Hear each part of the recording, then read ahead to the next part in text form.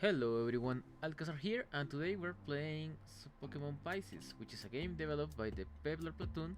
I'll leave their channel in the description so you can check their work and the OSTs from the game. Now, the game starts a little different than regular Pokemon games, as the one asking you who you are is the Captain Briny of the SS title, who is taking us back to the Hoenn region. So after picking out our character and our name, we find out that we are actually Professor Bear's child, who also used to be a Pokemon trainer but gave up in order to also become a professor. Once we are on the boat, the captain asks us to go meet with Drake, while we arrive to our destination. While we're looking for him, we find another Pokemon trainer who just beat the Indigo League, and now is going to take up the challenge of the Hoenn region. We show him our 6 badges that we got from when we were a trainer ourselves, and he explains to us that nowadays a new badge system is in place, so if we want to take on the challenge on the region, we then need to battle every gym again. On another room, we also find some ex-Team Aqua members, who explain to us that they have left their life of crime behind, after both Team Aqua and Magma disbanded due to events on Pokemon Emerald. As finally, in the last room, we find Drake, who tells us that he is visiting Professor Birch in order to discuss about the legendary Pokemon of the region. As the meet revolves around a pair of large fish Pokemon, because Pokemon Pisces of course, that will bring balance to the region, and to meet him later on with any information we may also find about those legendary Pokemon. We finally reach our destination, where our dad is waiting for us, and after a warm welcome and some encouragement words after retiring from being a Pokemon trainer, we head on to the lab. On our way, he also tells us that Norman's kid, the main character of Pokemon Emerald, seems to be missing after he became the champion. Once we reach the lab, he then encourages us to take the gym challenges once more and start from zero, our training adventure, where he offers us 3 new starter Pokemon to choose from: Tidpit, the Seedling Pokemon, Firefrit, the Imp Pokemon, and Prongy, the Spear Pokemon. Now, even though they all look awesome in their own way, I am a sucker for water types, so my selection was clear from the start.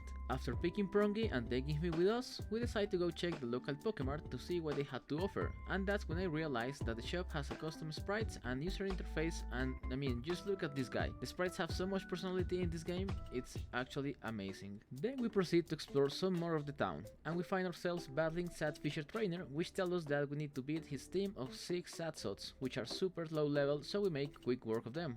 By defeating him, we earn his trust and he gives us his Soul Rod.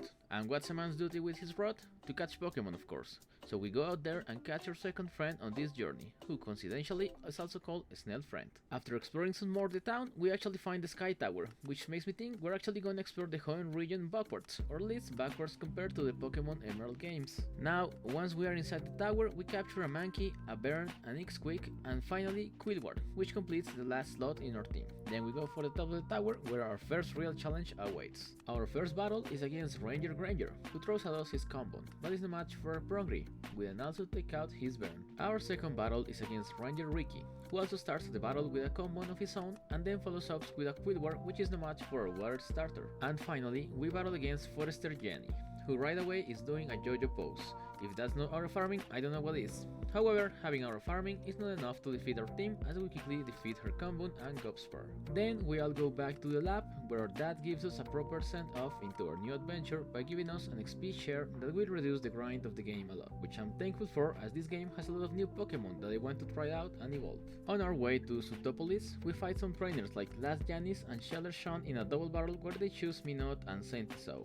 On our side, we go with Prongy and Snell Friend and we take them out after a couple of tackles, no problem. We then try to go for some more fishing and proceed to capture a Eevee, which looks like shrimp fried rice and turned out to be a water dragon type. Then we encounter our Intercity Poké Center, which I think is a great addition to the game, so that we can get more Pokeballs and heals along our journey between cities. And here we meet our first Pokeball seller, and once again, I know I sound like a broken record, but just look at this sprite work in this game. It's simply amazing, I can't get enough of it. So after getting some more Pokeballs, we are out to catch some more new Pokemon like Kitty Kitty, a Flopsir, Sentiso of a Run, a Toxasot, a Cutie, and a Gobspur.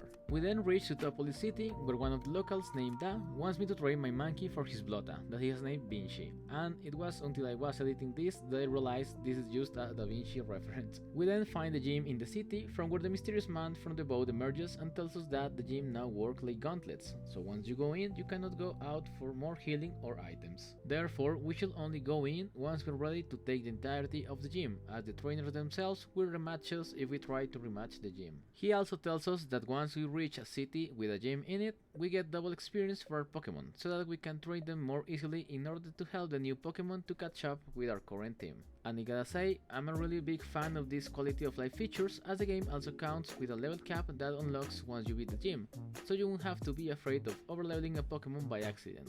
He then gives us a rare candy before leaving off in the distance. Now, before going in, I decide to backtrack all the way to the Sky Tower in order to get myself a new Mankey, because I want to complete the Pokédex for this game and I couldn't do that without getting a new Mankey to replace the one we just traded. And that's when I noticed that Pokémon have different colors, and for what I've seen, it seems that the color of a Pokémon dictates its nature. So if you're looking for a specific nature in a Pokémon, you can save yourself some Pokéballs and time by just knowing which color pattern to look for. We then go back to Sutopolis City and decide to go to the gym, which is a cafe for people of the city. And in there, we fight against our first rival, Hasparot, which sends out Fosky. We decided to start our battle with a Quillwar of our own, as the fire and rock type moves should be enough to deal with their team, and after a couple flame charges we take care of this Fosky and his Snorunt. Afterwards, we take on our second gym battle against Gentleman Arthur, which starts the battle with a Hemoko. Now, I don't know what type of Pokemon is this, but when in doubt, flame charge it out. Next, we fight against Mika-chan, whose team has an Inferno which looks like a dino-shaped chicken nugget, and then Butterwee, which right now seems like a Butterfree evolution to me, but just like the Inferno, it goes down after just a couple of water guns. I'm then able to go buy some soda pops inside of the gym, which I wonder, is it because the gym is cafe themed, or are you able to buy healing items inside all of the gyms? I guess we will find out once we arrive to our second gym. For now, we then go to fight Fairy Tail Lisa and Lady Emily. And I love that the game seems to feature a lot of double battles and double encounters, even in random Pokémons that you can find in the routes. So, here we are up against Cutie and Cream, which we start attacking with our rollout and some acid to lower their stats. However, they also start hitting us with our rollout and try to lower our stats as well. We proceed to switch out to Pronky while hitting a flame charge on Cream, and we then hit Cutie with a Whirlpool before he absolutely demolishes our Pronky with a rollout. That forces us to switch into Berm, right before Quillwards finish the battle with his final hit. We then have to do one of my favorite Pokemon type puzzles from the game, by walking all over the second floor without touching the same tile twice, in order to unlock the final battle against the gym leaders Juan and Sebastian. They go out with their first Pokemon Hemoko and Snowroll, who we take out easily with flame charges. However, the real ace Pokemon comes in, Abibag, which is an absolute tank of a Pokemon. Even after lowering its defense over and over with acid, he was still taking full rollouts like it was nothing. Then a favorite appears and plays a trick on my burn, first biting him, while the Quillward is being hit over and over by the Vivag clamp attack. Noticing that even though they are water type Pokemon, they don't receive much damage from our grass attacks, I decide to start going for rock tombs against the ice duo, which allows me to kill Favorite right before sending Cutie in, who right off the bat starts rolling out the Vivag, allowing us to eventually beat the gym leaders and their Pokemon, which in turn earns us the Margarita badge that allows us to be able to rock smash as well as a couple of free TMs. And that's gonna be it for this chapter of Pokemon Pisces. I hope you enjoyed the video, and if you did, remember to like and subscribe, it really helps out the channel a lot. Thanks a lot for watching, and I'll be seeing you on the next one. Goodbye!